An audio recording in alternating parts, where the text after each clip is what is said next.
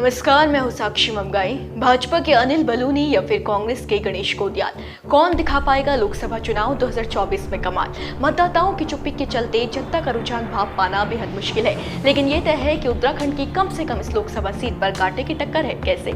अगर बलूनी केंद्र नेताओं के चहेते हैं तो गोदियाल के पास जनता के मुद्दे हैं। अगर बलूनी को सत्तारूढ़ दल ने दिल्ली में महत्वपूर्ण पद थमाया है तो गोदियाल का पहाड़ी स्वैग लोगों को बेहद भाया है। बलूनी के प्रचार के लिए स्टार प्रचारक दौड़ लगा कर आ रहे हैं तो गोदियाल खुद जनता के बीच आकर अपनत्व की भावना जगा रहे हैं। जैसे बलूनी द्वारा दी सौगातों को नजरअंदाज नहीं किया जा सकता, वैसे ही गढ़वाल संसदीय क्षेत्र में गोदियाल की सक्रियता को कम नहीं आंका जा सकता। इस लोकसभा सीट पर जितनी भीड़ अनिल बलूनी का या यूं कहे बीजेपी के पक्ष में दिखाई दे रही है, उतनी ही भीड़ कांग्रेस के गणेश गोदियाल की जनसभा, रोड शो और नुक्कड़ की सभा में उमड़ रही है। यदि दोनों का एक दूसरे पर भारी पड़ना जारी है, लेकिन सवाल है कि पलड़ा किसका भारी है, इस सीट पर किसका दबदबा अधिक है। ये जानने के लिए आइए बारी बारी दोनों प्रत्याशियों के प्रदर्शन पर नजर डालते हैं। जानते हैं कि क्यों अनिल बलूनी इस सीट पर बाजी मार सकते हैं या फिर कैसे गणेश गोदियाल भाजपा प्रत्याशी को हरा सकते हैं। कौन से कारक दोनों ही प्रत्याशियों की हार जीत को सुनिश्चित करने का कारण बनते दिख रहे हैं। जानने के लिए रिपोर्ट देखिए। शुरुआत अनिल बलूनी से करते हैं।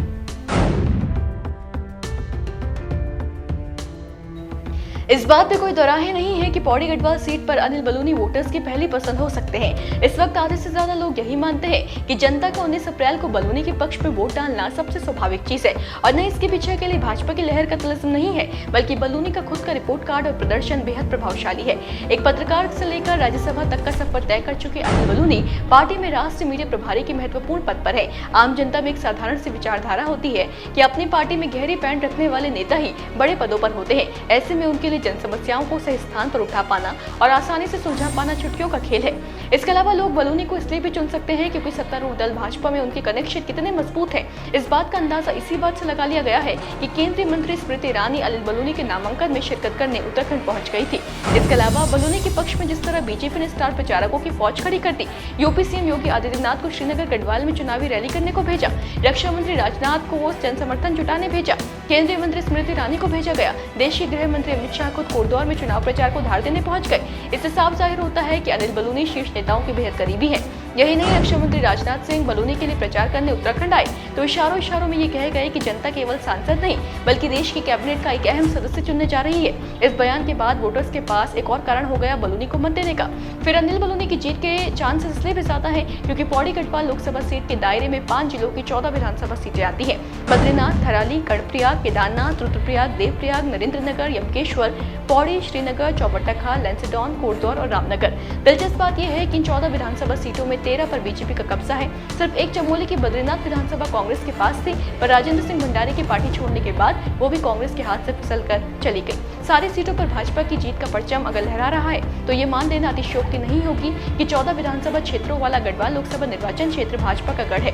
खास बात यह है कि अगर ये सब भी अनिल बलूनी की जीत को सुनिश्चित मानने के लिए काफी नहीं है तो फिर इस सीट पर उनकी सक्रियता को तो शायद मतदाता नजरअंदाज नहीं कर पाए।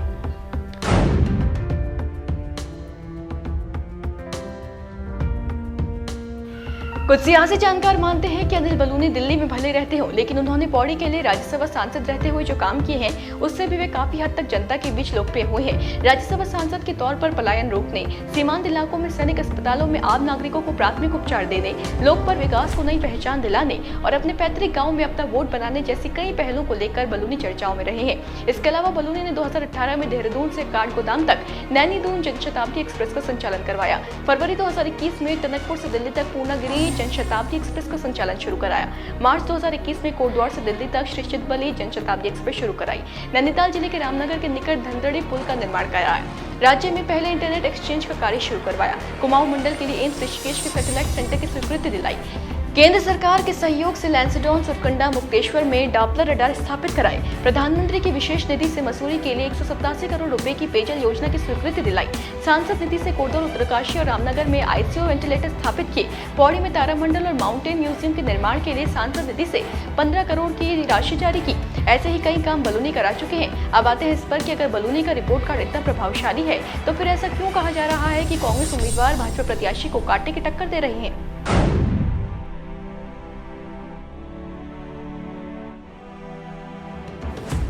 जी हां, भले ही भाजपा प्रत्याशी का प्रदर्शन और प्रचार दोनों ही गणेश कोडियाल से बेहतर हो, लेकिन बावजूद सारी कमियों के गणेश कोडियाल को लोगों का बेशुमार प्यार मिल रहा है। ये बात उनके जनसंबोधनों, उनकी रैलियों में उमड़ने वाली भीड़ साबित कर रही है। लेकिन कारण क्या है? क्यों जनता अनिल बलूनी के ऊपर कोडियाल को चुन सकती है? आइए ये भी जान लेते हैं। सबसे पहली चीज, कांग्रेस प्रत्याशी गणेश कोडियाल गढ़वाल संसदीय क्षेत्र में लगातार सक्रिय रहे हैं। ऐसा नहीं है कि वो सिर्फ चुनावों के दौरान जनता से संवाद साध रहे हैं। गणेश कोडियाल एक सुसंगति, एक लय के साथ इस क्षेत्र में एक जनप्रतिनिधि होने की भूमिका निभाते आए हैं। इसी सक्रियता के कारण गणेश कोडियाल जनता के बीच बेहद लोकप्रिय है और इसी की वजह से कई लोग उनके हक में मत देने की बात कर रहे हैं। दूसरी चीज, गणेश कोडियाल को विनम्र एवं मिलनसार व्यक्तित्व का धनी कहा जाता है।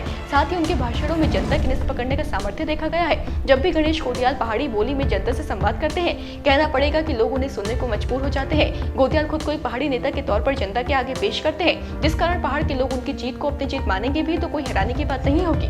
तीसरा और अहम बिंदु, गढ़वाल संसदीय सीट विभिन्न प्रकरणों के कारण चर्चा के केंद्र में रही। जोशीमठ में भूधसाव हो या वनंतरा रिसोर्ट की महिला कर्मचारी अंकिता हत्याकांड की हत्या का मामला, गोदियाल इन मुद्दों को लेकर मुखर रहे। उन्होंने केदारनाथ मंदिर में सोने की परत चढ़ाने के मामले में भी बद्री केदार मंदिर समिति को निशाने पर लिया। ज्वलन मुद्दों पर आवाज बुलंद करने वाले नेता को संभवतः लोग संसद जरूर भेजना चाहेंगे। इसके अलावा गणेश कोडियाल के पार्टी नेताओं और कार्यकर्ताओं से संबंध अच्छे रहे हैं। संगठन और कार्यकर्ताओं में उनकी अच्छी खासी पैठ है। उन्हें सुलझा हुआ नेता माना जाता है। जनता में जो लोग भाजपा के अतिरिक्त किसी चेहरे को तलाश रहे हैं, उनके लिए कोडियाल एक बेहतरीन विकल्प के तौर पर उभरे हैं। और आखिर गणेश कोडियाल जहां जमीनी नेता है और पूर्व के विधायक भी हैं, तो इन्हें इस बात का फायदा इस सीट पर मिल सकता है। अब जरा जल्दी से जान लेते हैं कि दोनों प्रत्याशियों की राह में मुश्किलें क्या है। गणेश कोडियाल के लिए सबसे बड़ी समस्या ये है कि गणेश कोडियाल अकेले हैं, लेकिन बलूनी के साथ बड़ी टीम है। बीजेपी और कांग्रेस में जो सबसे बड़ा अंतर है वो संगठन का ही है। इसके अलावा कांग्रेस की वित्तीय स्थिति डगमगाई हुई है। स्टार प्रचारक मैदान में उतर नहीं पा रहे, जबकि भाजपा धड़ाधड़ केंद्र नेताओं की फौज उतार रही है। फिर कहीं न कहीं लोग ये भी मानते हैं कि गणेश कोडियाल राज्य की राजनीति के लिए ठीक है, लेकिन केंद्र में क्योंकि बीजेपी है, इसलिए शायद उनको वोट देकर उस हिसाब का लाभ न मिल पाए। रहा बीजेपी के लिए भी आसान नहीं है। कांग्रेस बलूनी को पहाड़ी से ज्यादा दिल्ली का नेता साबित करने में जुटी है। फिर इस सीट पर अंकिता हत्याकांड जैसे बड़े मुद्दों का प्रभाव भी दिखेगा।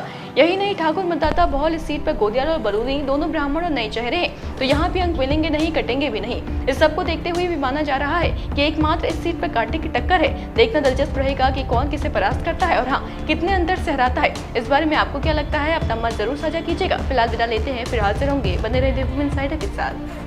डाउनलोड करें देवभूमि इनसाइडर।